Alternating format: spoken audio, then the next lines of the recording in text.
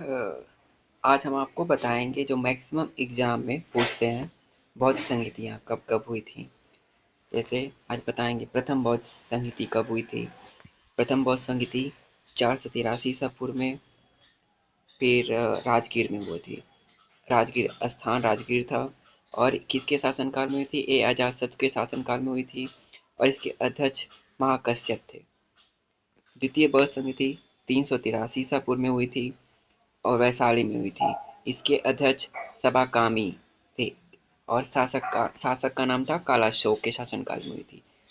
इसी तरह से तृतीय बौद्ध संहिता 247, कहीं कहीं 253 भी लिखा रहता है, और अशोक के शासनकाल में हुई थी। स्थान पाटलिपुत्र। अध्यक्ष मोगलीपुत्र तिष्य थे।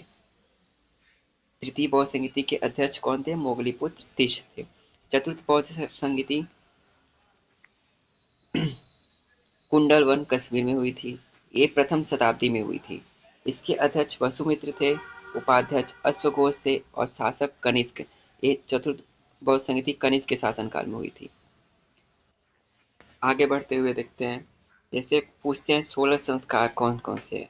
एग्जाम में पूछ सकता है कि इसमें 16 संस्कार में से कौन सा संस्कार नहीं है, या पहले स्थान पे कौन सा संस्कार है, लास्ट का कौन सा संस्कार है, विवाह विवाह के बाद कौन सा संस्कार आता है, या संस्कार का क्रम लिखने के लिए बोल देता है। तो सबसे पहला संस्कार है गर्भाधान, दूसरा पुंसवन, तीसरा सीमंतोन्नयन, चौथा जातकर्म, पांचवा नामकरण, छठवां निष्क्रमण, आठवां अन्नप्राशन, नौवां चूड़ाकर्म, 10वां कड़वेद, 11वां विवाह, 12वां समावर्तन, 13वां किशांत, 14वां वेदारंभ, 15वां उपनयन, 16वां विद्यारंभ, 17वां अंत्येष्टि। कहीं काउंटिंग में लग रहा है गलत हो गया।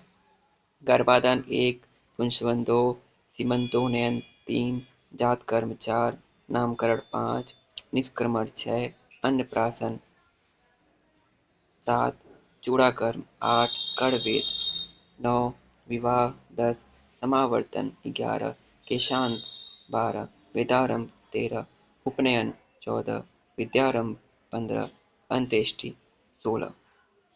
ये अक्सर क्रम लगाने के लिए पूछता है।